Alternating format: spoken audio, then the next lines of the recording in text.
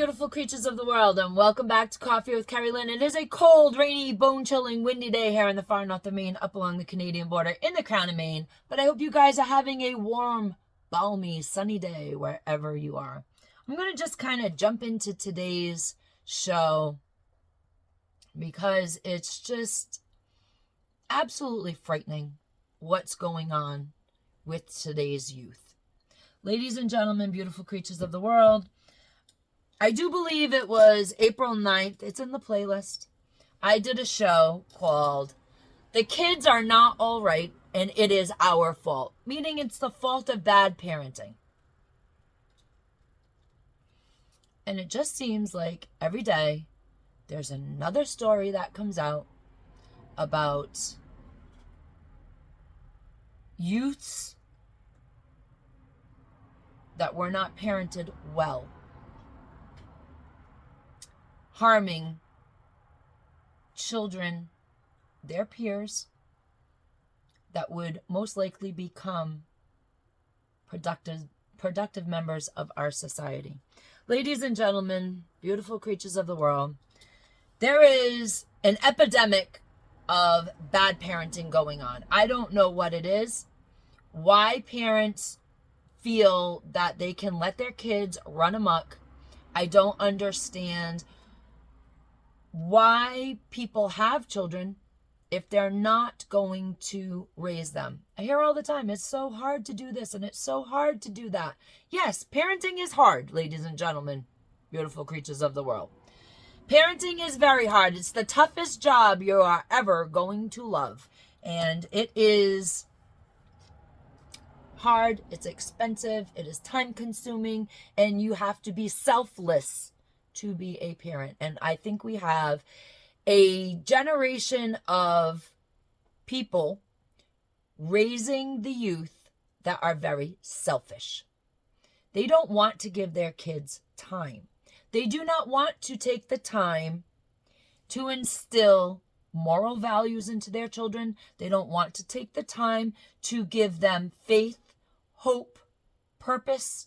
They don't want to take the time to teach them that actions have consequences.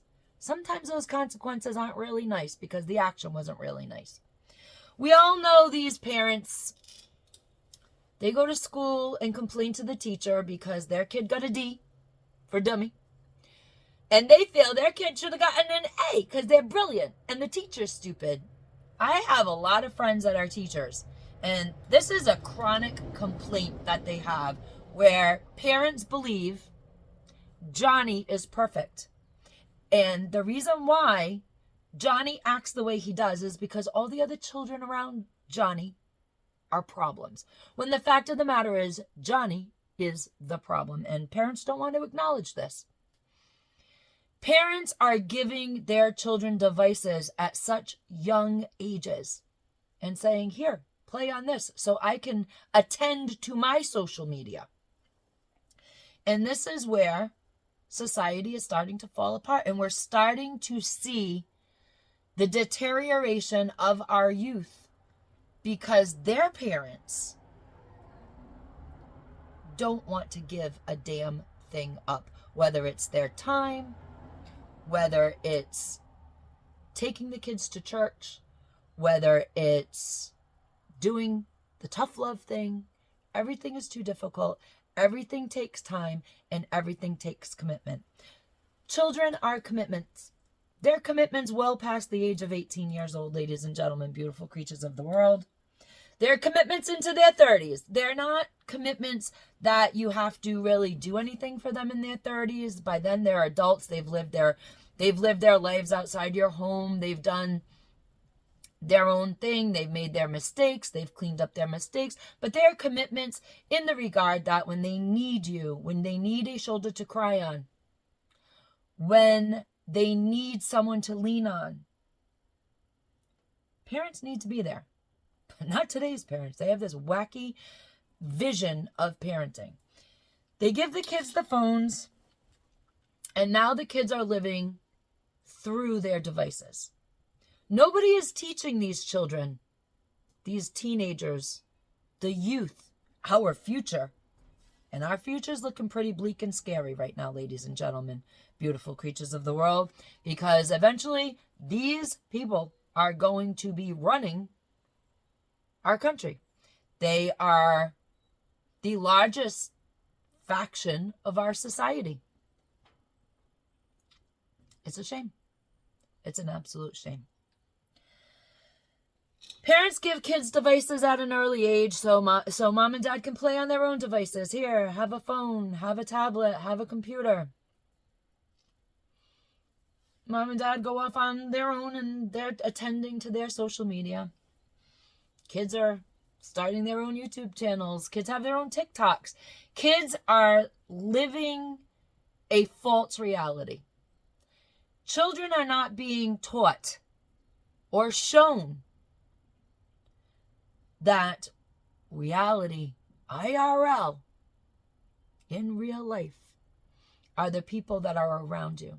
The people you can touch, the people you can hug, the people you can kiss, the people you can talk to, the shoulder that you can cry on. That's the reality. Instead, kids are living in these devices in their own strange little reality. Their self-esteem is based on how many subscribers they get on their TikTok channel or on their YouTube channel or on their social media, how many followers they have, how many likes they have. That really is where kids think it's at. They think that they're going to become the next hot influencer. Well, they ain't. But what happens is, as children chase this false reality through their phones, through their tablets, through their computers, they start doing wilder and crazy things in their videos. We all see it. We all see the violent videos that go viral. Other kids, their peers, are either taking the video or parents are taking the videos. It's absolutely disgusting. What happens when you don't parent your children properly, when you do not instill faith in them, instill moral values in them, when you do not take them to church if they have no spirituality, if they have no hope in life, if they have no point or purpose, and they get upset, they get depressed, they don't know how to handle their feelings because you, the bad parent, did not teach them how to handle their feelings. You did not teach them how to cope. You did not teach them right from wrong. And now they're out in society wreaking havoc and harming good people. Today I want to talk to you about a story that I came across in the NewYorkPost.com this morning. I'm going to read the headline. YouTube, I'm reading the headline. Boy 14 fatally stabbed trying to protect girlfriend from two ski mask-clad teens. Bobby Mayer was 14 years old. He's a Wyoming boy. He was fatally wounded by two 15-year-old boys. The two 15-year-old boys were at the mall. Bobby's girlfriend and her friend were at the mall. Now, Bobby's girlfriend and her friend were shopping. They were having a great time. It was a girls' day. Everything's fantastic. And these two 15-year-old boys are following them around. They're harassing him. So Bobby's girlfriend calls him and says that they are being harassed by these two boys. Bobby gets to the mall to protect his girlfriend. He confronts the boys. The boys allegedly body slam him, punch him in the face a little bit. It's facts, YouTube, sorry. And then at some point, one of the 15-year-old boys, who allegedly stole a kitchen knife from Target, proceeds to fatally wound Bobby. Now, I honestly just cannot fathom how violent children are these days. I really cannot understand why the hell parents do not have control over their children.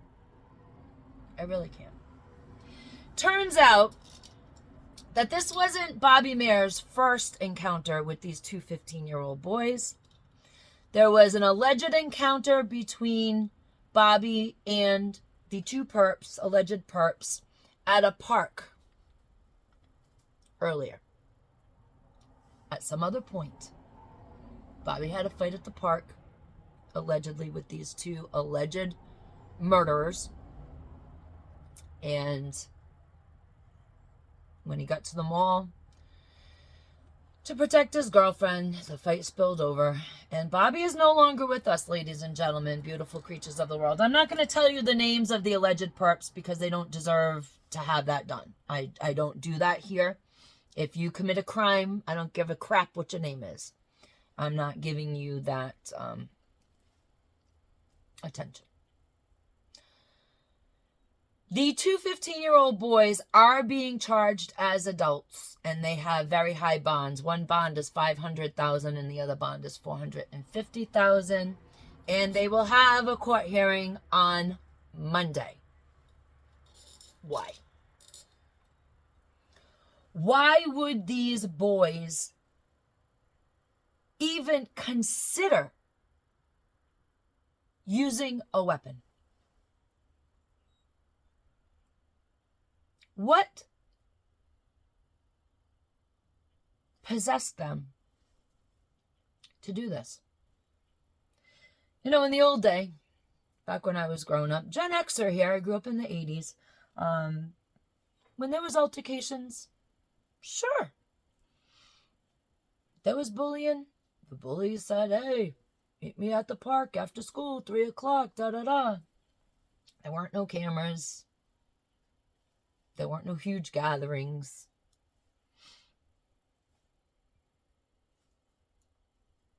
Everybody held their own.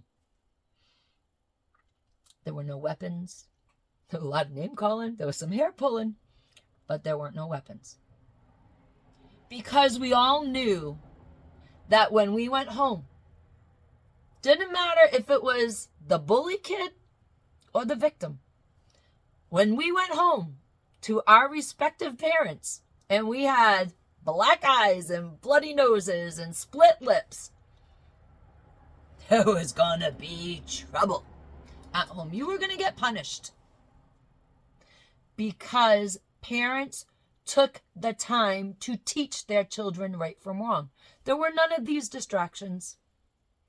There was no big popularity contest. You were either a popular kid at your school, in your school, or you weren't. And if you were the popular kid and you went to another school or you were at the mall and people didn't know you, you were a nobody. Didn't matter how popular you were. If the people you were hanging out with from a different town, maybe you got a boyfriend in a different town, they didn't know you were the popular girl in your community, and it didn't really matter because they had their own popular kids. And that's just how it worked. We all understood that the world did not revolve around us. We understood this because our parents took the time to teach us that life is not all about you, the child. Life is about the community, the family. Life is about not hurting the people around you. Life is about being kind, compassionate, empathetic, sympathetic. Life is not about being the best at the expense of other people. And when I was growing up and when we raised our children, life sure as shite was not about being mean and cruel or intolerant. Life was not about fisticuffs. Life was not about being the center of the universe. I don't understand what's going on with today's parents. Moms and dad of today, because you don't want to take the time with your children They're growing up to be perps. They're growing up to commit crime because you're leaving them to live in their devices. I often tell young people that are having babies, children are like computers, empty computers. They don't have no programs in them, no software. You need to install that software to run that program. They're empty vessels. You need to fill them up with goodness, kindness, empathy, compassion. You need to give them moral values, a good moral compass. You need to instill faith in your children, spirituality of some kind, doesn't matter what kind, any kind is good. Children need to believe in a higher power, ladies and gentlemen, beautiful creatures of the world. They need to understand that they are not princesses and princes, that they're here to make the community function as a whole. They're a piece of the puzzle to success. Start paying attention to your children. Start seeing what they're doing on the computer. And when they make a mistake, teach them that their actions absolutely have consequences. And had those two 15-year-old boys had parents that did instill morality, value, faith, Bobby Mayer would probably still be here.